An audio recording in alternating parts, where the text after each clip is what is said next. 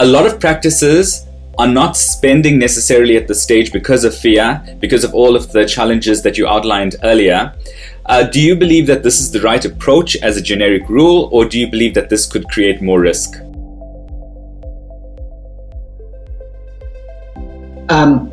We've definitely seen they're being very, very careful with their budgets, and some of them are cutting back on their subscriptions and their products.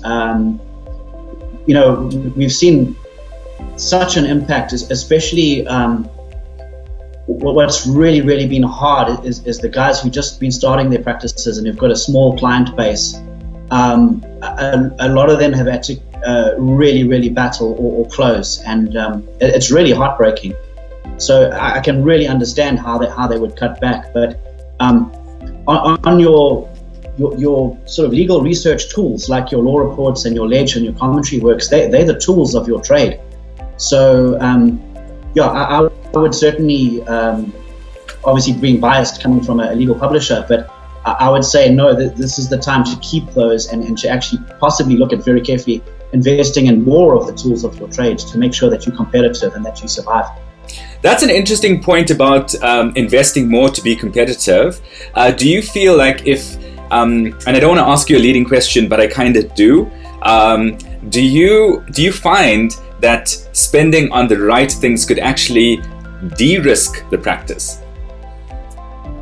Again, and people will know that I'm biased because I'm living and breathing case law, and obviously I'm employed for a legal publisher, but I really do believe it. As a lawyer, the law is constantly evolving and changing. I mean, you cannot stop learning, and the only way to be really competitive and stay on top of your game is to have the basic tools of your trade, which is your legislation, your case law, and some key commentary works like on civil procedure, or if you're a criminal lawyer, there's really, really solid commentary works on criminal law that you have to have.